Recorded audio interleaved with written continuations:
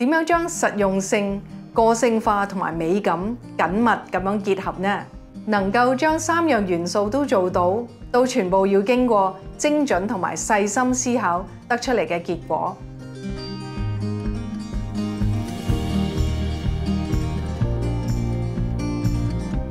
Sosa Group 係一間精品室內設計公司，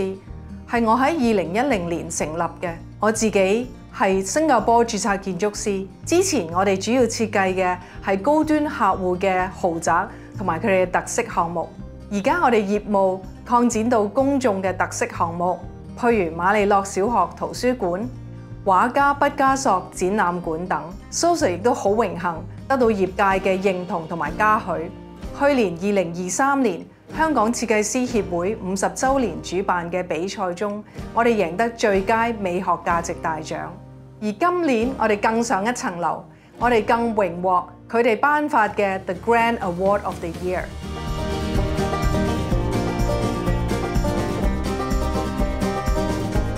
一個好嘅室內設計方案，其實就係一個藝術同埋科學結合嘅方案。我哋對每一個項目都有嚴謹嘅要求，追求卓越同埋完美。首先，關於實用性，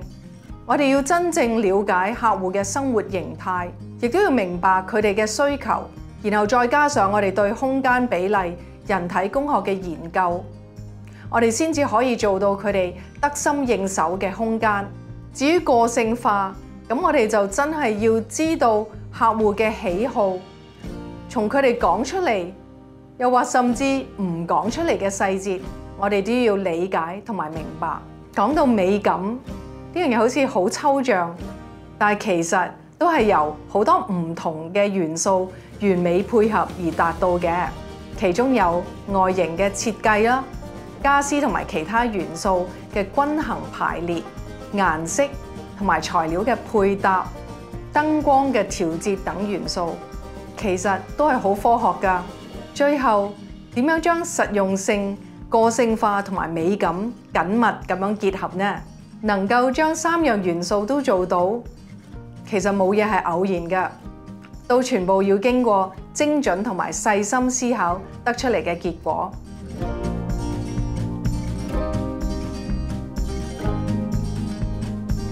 創新係要大膽嘗試嘅，但係都要基於一個不容有失嘅主旨底下。我哋係會喺項目嘅一個細小嘅部分，首先嘗試咗新嘅科技先，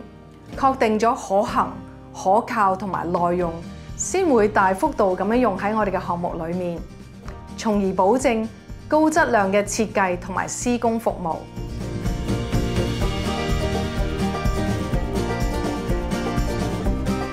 其實咧，每一個項目，不論大細，都有佢自己嘅挑戰同埋困難嘅。原貝 Mother Pearl 應該係香港最健康嘅素食茶飲店。承接呢個項目嘅最大考驗就係點樣制定 Mother Pearl 嘅國際品牌設計指南，幫助佢哋將業務擴展到全球，靈活性咁樣針對佢哋由幾百尺嘅 pop-up store 至到幾千尺嘅正式餐廳，都要有規條而不失公司原有嘅概念。Maryknoll Primary School 嘅 Teachers Lounge， 我哋點樣將現代家私同埋設計理念融合喺一個有100年歷史嘅古蹟學校裏面呢？呢個就係呢個項目嘅最大挑戰。喺呢度，我哋用咗顏色鮮豔嘅地氈去配合現代嘅家私，將古舊嘅牆身物料以及現有嘅黃色教堂玻璃同埋古典燈元素拉拼成為一個好靚嘅新舊融合嘅畫面。